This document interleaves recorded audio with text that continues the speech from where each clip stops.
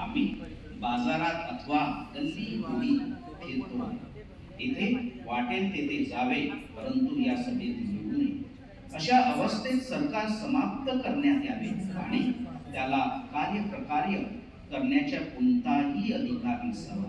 मी कठोर आणि कटू शब्दाचा प्रयोग करीत आहे, परंतु माझी मान्यता आहे की या प्रसंगी कटू शब्द आवश्यक आहे.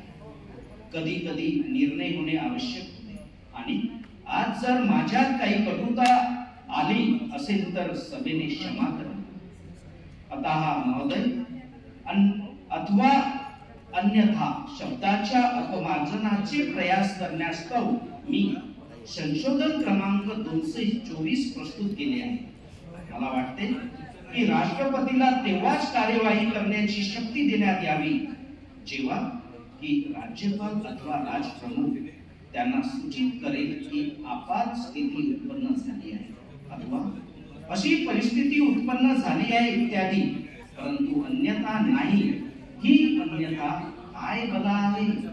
काय तुम्हाला असे म्हणायचे आहे की हे मान्य करूनही की राष्ट्रपती आपल्या मंत्रिमंडळाच्या परामर्शावरच कार्यवाही करेल? काय तो आपल्या निर्णयाच्या आधारावरही हस्तक्षेप करू शकतो?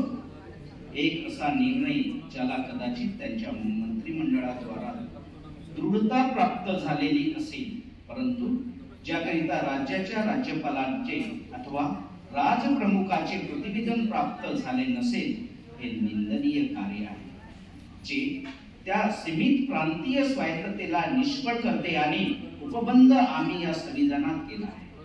आणि मी ईश्वराला प्रार्थना करतो की त्याने या कार्याची मूर्खता, दुष्टता आणि अपाराधिकता समजण्याची यथेष्ट सद्बुद्धी या सभेला द्यावी. Shri L Krishnaswami Bharathi in bracket Madras सामान्य. अपराधिकता यात काय अपराध आहे? Shri H V Kamat.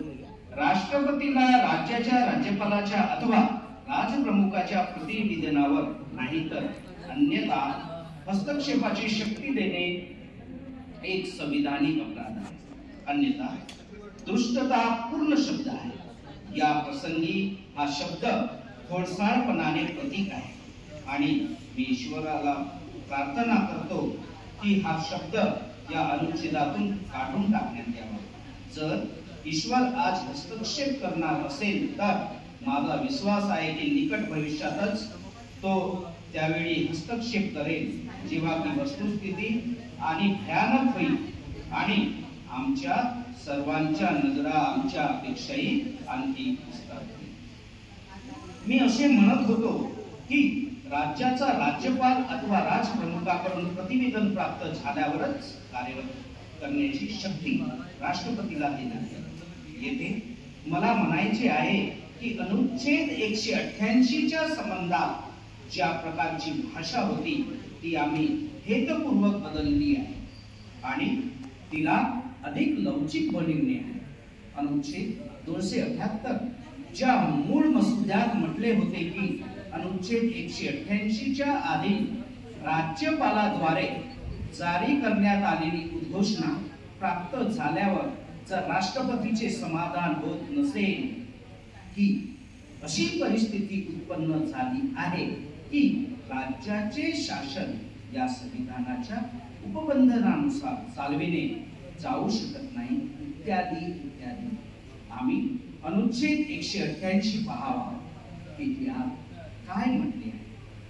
त्याला आपण अपमार्जित करण्याचे प्रयास करण्यात येत आहे आणि मला आशा आहे की त्याला अपमार्जित केले जाईल याबद्दल काहीही विवाद नाही.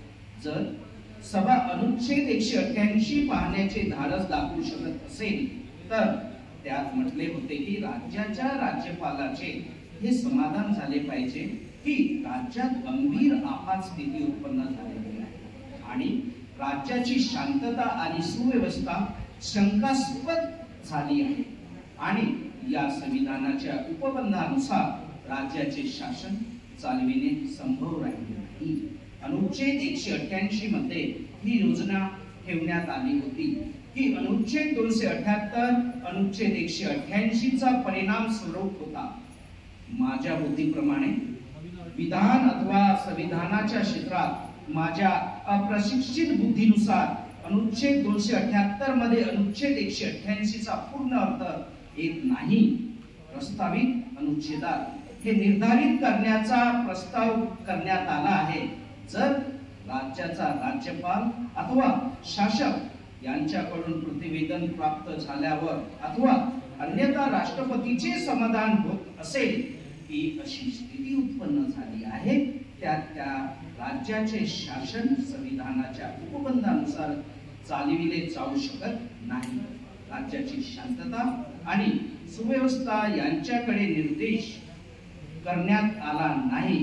अतः या संबंधात सूची 4 द्वितीय सप्ताह चे माझे संशोधन क्रमांक 225 आहे, ज्यात या संबंधाचा समावेश करण्याचा प्रयास करण्यात आला आहे की राष्ट्रपतीचे समाधान व्हायला पाहिजे की गंभीर आपातस्थिती उत्पन्न झाली आहे, ज्यात राज्याची शांतता आणि सुव्यवस्था शंकास्पद झाली आहे आणि न की अथवा या संविधानाच्या उपबंधानुसार राज्याचे शासन चालविले जाऊ शकत नाही. आज